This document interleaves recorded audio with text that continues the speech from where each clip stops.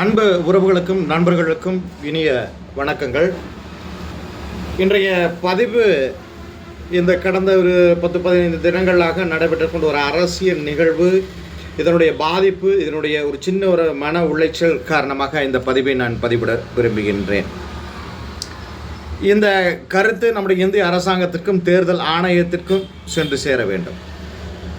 ஆம் உறவுகளே, ஒரு சட்டமன்ற தேர்தலிலே ஒரு வேட்பாளர் வெற்றி பெற்றால் அந்த வேட்பாளர் தன்னுடைய பதவியை ராஜினாமா செய்வதற்கு ஒரு காலக்கெடு நிர்ணயிக்க வேண்டும்.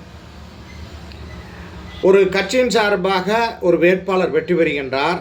அந்த வேட்பாளர் வெற்றி பெறுவதற்கு அந்த தொகுதியிலே இருக்கக்கூடிய எத்தனை தொண்டர்கள் இரவும் பகலமாக அவருடைய வெற்றிக்காக பாடுபட்டு இருப்பார்கள். பொதுமக்கள் எத்தனை பேர் தங்களுடைய முக்கியமான பணிகளெல்லாம் விட்டுவிட்டு ஜனநாயக கடமை ஆற்ற வேண்டும் என்ற உந்துதலின் காரணமாக அவர்கள் அன்றைய தேர்தல் நாளன்று வாக்களிப்பதற்காக வந்து அந்த வேட்பாளர் வெற்றி பெறுவதற்கு வாக்களித்திருப்பார்கள். இதையெல்லாம் சிந்தித்து பார்க்க வேண்டும். இதையெல்லாம் தவிர்த்துவிட்டு இன்று அவர்களுடைய சுயநல லாபத்திற்காக ஒரு 10 தினத்திலே ஒரு ஆட்சியை வந்து நாங்கள் புரட்சித் தலைவி அம்மா அவர்கள் ஆட்சி காண்கின்றோம், ஒரு சிறப்பான ஆட்சியை காண்கின்றோம். அதே போல் நாங்கள் எதிர்க்கட்சியாக இருப்பதால் எங்களுடைய தொகுதிக்கு எந்த விதமான நற்பயன்களும் கடந்த 5 ஆண்டுகளில் வந்து அடையவில்லை, இனி வரும் காலகட்டங்களில் வராது என்ற நம்பிக்கையின் பேரில் நாங்கள் ஆளுங்கட்சிக்கு செல்லுகின்றோம் என்று சொல்லிக்கொண்டு தங்களுடைய பதவியை ராஜினாமா செய்கின்றார்கள். பதவியை ராஜினாமா செய்துவிட்டு ஆளுங்கட்சிகளை சென்று ஐக்கியமாகிறார்கள். இது எந்த வகையில் நியாயம்? சிந்தித்து பார்க்க வேண்டும். அப்படி என்றால் இவர்கள் நம்பி ஒரு ஆளுங்கட்சிக்கு செல்லுகின்றார்கள். அந்த ஆளுங்கட்சி எதிர்க்கட்சியுடைய வேட்பாளர்களுக்கு அந்த வெற்றி பெற்ற சட்டமன்ற உறுப்பினர் தொகுதிக்கு எந்த விதமான நற்பயன்களையும் செய்ய மாட்டார்களா? அந்த நம்பிக்கையின் பேர் தான் இவர் ஆளுங்கட்சிக்கு செல்கின்றார்களா? அப்படி என்றால் இதற்கு இன்றைய ஆளும் கட்சி ஒரு பதிலை சொல்ல வேண்டும். மதிப்புக்குரிய முதல்வர் அவர்கள் அனைத்து தமிழக மக்களுக்கும் ஒரு பொதுவானவர், அனைத்து தமிழக மக்களுக்கும் வேண்டிய அவர் பலன்கள் நல்ல திட்டங்களை செயல்படுத்தக்கூடியவர். அப்படி என்பதை எதிர்க்கட்சியாக இருந்தாலும் எதிர்க்கட்சி வெற்றி பெற்ற சட்டமன்ற தொகுதியாக இருந்தாலும் அந்த தொகுதிக்கு ஒரு நல்ல திட்டங்களை கொண்டு விடுவேன் என்ற ஒரு நம்பிக்கையை ஊட்ட வேண்டும். தங்களுடைய சட்டமன்ற உறுப்பினர் ராஜினாமா செய்துவிட்டு சென்ற இந்த சட்டமன்ற உறுப்பினர்கள் செயல் மிகவும் ஒரு அபத்தமான செயல். இதுவரை தமிழக அரசியல் கண்டிராத ஒரு மிகப்பெரிய ஒரு அரசியல் மாற்றங்கள், அரசியல் நிகழ்வுகள் நிகழ்ந்து கொண்டிருக்கின்றன. நம்முடைய தேர்தல் ஆணையம் ஒரு உறுப்பினர் ஒரு தொகுதியிலே வெற்றி பெற்றால் ஒரு குறிப்பிட்ட காலம் வரை அவர் சட்டமன்ற உறுப்பினராக இருந்து அந்த தொகுதி மக்களுக்கு அவர் பணியாற்ற வேண்டும் என்று நிர்பந்தம் செய்ய வேண்டும்.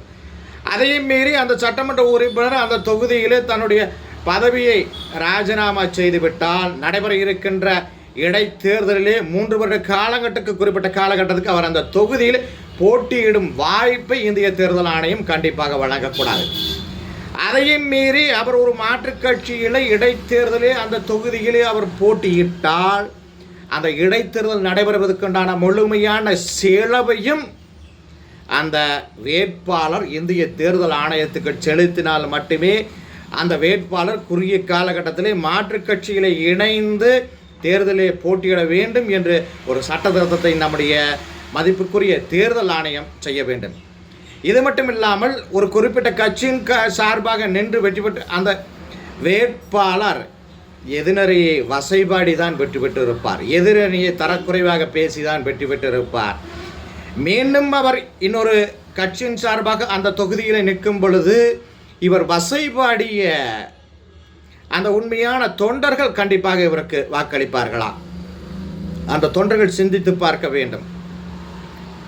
கடைநிலையில் இருக்க தொண்டர்கள் அந்த கட்சியின் சின்னம் கத்தியின் விசுவாசத்திற்காக கடைசி வரை உழைக்கக்கூடிய தொண்டர்கள், சுயநல லாபத்திற்காக அவர்கள் கட்சி மாற மாட்டார்கள். ஆனால் இந்த மேல்மட்டத்தில் இருக்கக்கூடிய நபர்கள் தங்களுடைய சுயநல லாபத்திற்காக அணி மாறி உண்மையான தொண்டர்களின் அந்த உணர்வுகளை மதிக்காமல் கொச்சைப்படுத்துகிறார்கள். இதையெல்லாம் நம்முடைய இந்திய தேர்தல் ஆணையம் நன்றாக சிந்தித்து இதற்கு ஒரு தக்க விடிவை ஏற்படுத்த வேண்டும். அதே போல் நம்முடைய தமிழக அரசாங்கமும் ஆளும் கட்சியாக இருந்தாலும் எதிர்க்கட்சியாக இருந்தாலும் தமிழகத்தில் கட்சி பாகுபாடு இல்லாமல் எல்லா தொகுதிகளுக்கும் நலத்திட்டங்களை கொண்டு சேர்க்க வேண்டும், உறுதியை சொல்ல வேண்டும். ஏனென்று சொல்லுகின்றேன் என்றால், சமீபத்தில் வெற்றி பெற்று தங்களுடைய பதவியை ராஜினாமா செய்த இந்த சட்டமன்ற உறுப்பினர்கள் சொன்ன கருத்துக்கள் மிகவும் பயமாக அச்சமாக இருக்கின்றது. என்ன சொல்லி இருக்காங்க என்று சொன்னால், நாங்கள் எதிர்க்கட்சியாக இருக்கும்பொழுது எங்கள் தொகுதிக்கு நாங்கள் எந்த விதமான நல்லதையும் செய்ய முடியவில்லை. இனி வரும் காலகட்டங்கள் 5 ஆண்டுகளாக எதிர்க்கட்சிகளாக இருந்து எப்படி எங்களால் பணியாற்ற முடியும்?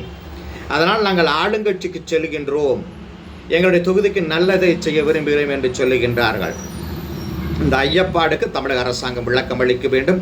அதேபோல் இந்திய தேர்தல் ஆணையமும் ஒரு சட்டமன்ற உறுப்பினர் வெற்றி பெற்றால் அந்த சட்டமன்ற உறுப்பினர் குறிப்பிட்ட காலகட்டம் வரைக்கும் அந்த தொகுதியில் அவர் சட்டமன்ற உறுப்பினராக பணியாற்ற வேண்டும். ஒரு பொருளுக்கு வேரண்டி பீரியட், எக்ஸ்பைரி பீரியட் இருப்பது போல் இந்த சட்டமன்ற கண்டிப்பாக வெற்றி பெற்றால் இத்தனை காலகட்டம் வரைக்கும் அவர் ராஜினாமா செய்ய வாய்ப்பே இல்லை என்பதை ஒரு சட்டத்திட்டத்தின் மூலம் இந்த தேர்தல் ஆணையம் சொல்லி அதற்குண்டான ஒரு வடிவமைப்புகளை வடிவமைக்க வேண்டும். எனவே உண்மையான வாக்காளர்கள், கழக தொண்டர்கள், ஒரு கட்சியைச் சேர்ந்த விசுவாசிகள் இதுபோல் வெற்றி பெற்று அவர்களுடைய வெற்றி பெற்றுக்காக நாம் பாடுபட்டு அவர் மீண்டும் தன்னுடைய பதவியை ராஜினாமா செய்துவிட்டு உடனடியாக மாற்று கட்சியில் அவர் போட்டியிட்டால் அந்த தேர்தலில் அந்த வேட்பாளரை அந்த உண்மையான தொண்டர்கள், உண்மையான வாக்காளர்கள், பொதுமக்கள் நிராகரித்து ஒரு உண்மையான அந்த தொகுதிக்காக உழைக்கக்கூடிய ஒரு நல்ல ஒரு வேட்பாளரை அவர்கள் கட்சி பேதமின்றி தேர்ந்தெடுக்க வேண்டுமாய் உங்களை எல்லாம் மிகவும் தாழ்மையுடன் பணிபன்புடன் கேட்டுக்கொள்கிறேன். நன்றி, வணக்கம்.